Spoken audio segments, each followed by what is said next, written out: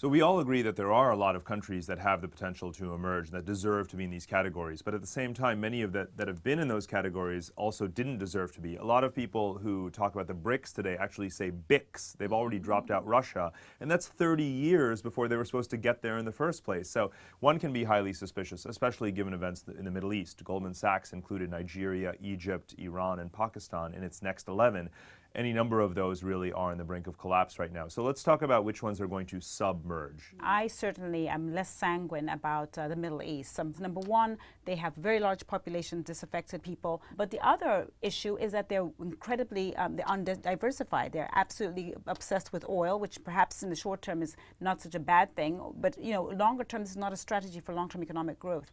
The other region that keeps me up at night is certainly sub-Saharan Africa. It's got, in terms of resources, again, capital, in terms of labor markets, and in terms of the ability to absorb productivity, it should be right up there in the front. But the obsession with an aid culture, I think, is really hindering economic progress in that continent. I would take exception on sub-Saharan Africa. We're seeing incredible growth just in the last 5 to 10 years in multinational corporations that are based in sub-Saharan Africa because of the liberalization of the economies there, creation increasingly of a middle class, and we've seen enormous gains in education there too. Now, if you ask me where we might see trouble, it's in the ones that have already gotten as much steam as they could out of the big trends that really get you off the bottom rungs of the growth ladder. The rural to urban migration, getting people off farms and into factories, and the tendency to be able to copy products and export them more cheaply. Some countries can't do that anymore. Anand, isn't India overrated? I mean, it has a youth bulge, come to think of it. People say it has a demographic sweet spot with so many young people entering the labor force, but unless you create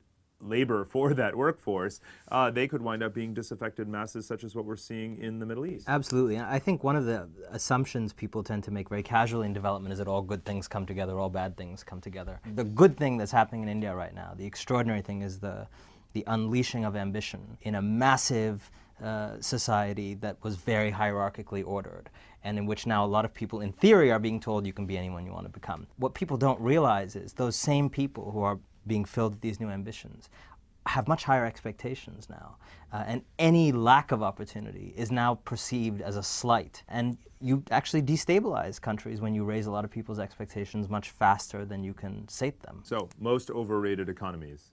With all due respect, is probably India. For a lot of the reasons that Anand just outlined, they have good demographics in the interim. I think that fundamentally they still have a lot of issues around corruption and infrastructure outlays. I think it's something that I'd be worried about. Argentina is way up there because they are being neglected in terms of foreign direct investment simply because the country is still so corrupt.